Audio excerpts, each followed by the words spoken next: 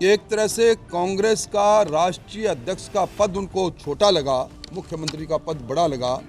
मुख्यमंत्री का पद बड़ा लगने के पीछे जो मंशा अपने आप निकल कर आती है, वो लगता है कि इस मुख्यमंत्री के पद पर रहकर वो इस पद का बेजा इस्तेमाल करना चाहते हैं।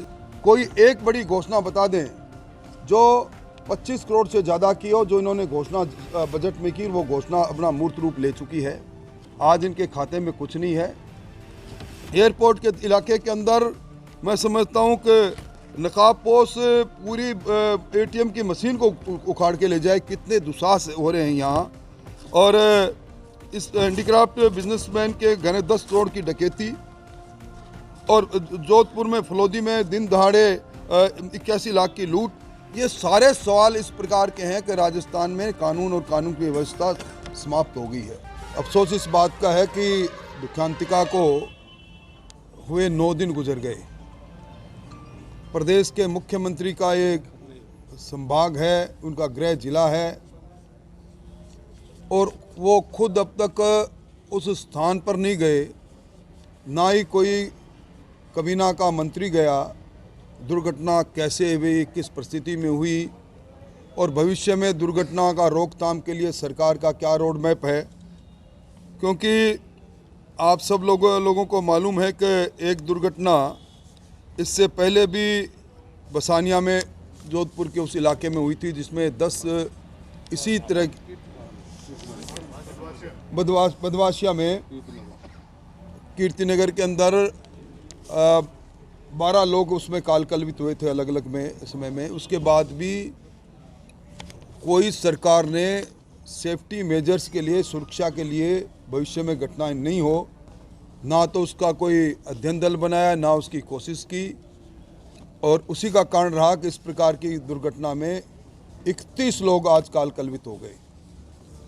सबसे बड़ा एक्सपर्सन ये है कि जब कोई गैस का सिलेंडर गैस की कंपनी से बाहर निकलता है तो उस पर टैग लगा रहता है, उस पर साफ ये अंकित रहता है कि इस गैस का इस्तेमाल इतने दिनों तक किया जा सकता है। ये गैस के सिलेंडर किस प्रकार कैसे वहाँ पहुँचे, और अब तक दोनों गैस कंपनियाँ, उनकी तरफ से CSR का बहुत बड़ा फंड होता है। मेरे खुद के निर्वाचन क्षेत्र में HPCL ने 30 लाख रुपए कोरोना में दिए थे। इन मृतक परिवारों को सहायता देनी चाहिए, इन कंपनियों को। मैंने जिला प्रशासन से कल भी बात की है, दबाव बनाए, हम भी दबाव बनाएंगे, और कम से कम 1 करोड़ रुपए प्रति परिवार को CSR फंड में गैस कंपनीज के द्वारा दिया जाना चाहिए। मुख्यमंत्री जी से हमने मांग की है, इससे पहले जो घटना हुई थी उस घटना के अंदर सिर्फ आगजनी हुई थी, सामराव की घटना, उसमें 5 करोड़ रुपए तत्कालीन वसुंधरा सरकार ने दिए थे। इस घटना में आगजनी के साथ साथ 31 लोगों का जीवन लील गया है, तो कम से कम 20 करोड़ का पैकेज इसमें उनको अनाउंस करना चाहिए राज्य सरकार को। प्रत्येक मृतक परिवार को 50 लाख रुपए और घायल को 25 लाख रुपए देने की हमने मांग की है। इससे बड़ा दुर्भाग्य कुछ हो नहीं सकता। भारत जोड़ो यात्रा के अंदर मुख्यमंत्री जी मशगूल है, तो यहाँ जो दिल तो टूटे हैं, दिल जोड़ने के लिए उनको अपने इलाकों के लोगों से दिल जोड़ना चाहिए। उस यात्रा में इस मुंगरा गांव तक आते तो शायद बहुत अच्छा रहता, पर वो नहीं आए। कम से कम मुख्यमंत्री जी को भारत जोड़ो यात्रा का स्वागत कर रहे हैं, पर उन्होंने कुछ ही महीने पहले जो कांग्रेस तोड़ो अभियान चलाया था, कांग्रेस के अंदर सबसे बड़ा सम्मान्य पद होता है राष्ट्रीय अध्यक्ष का।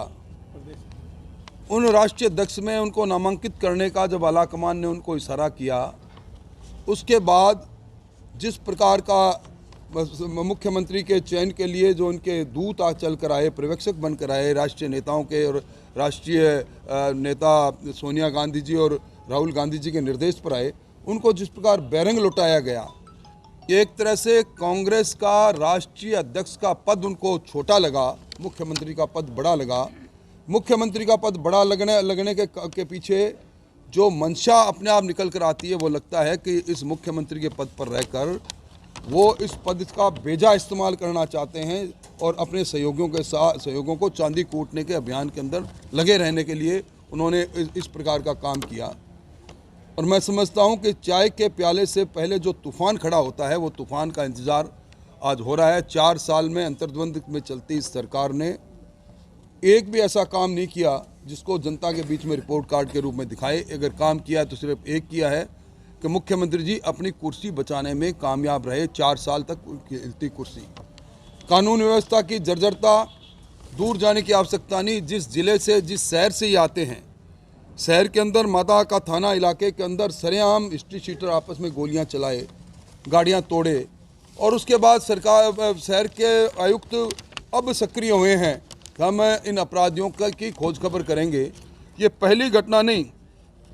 एयरपोर्ट के इलाके के अंदर मैं समझता हूँ कि नकाबपोश पूरी ATM की मशीन को उखाड़ के ले जाए। कितने दुस्साहस हो रहे हैं यहाँ।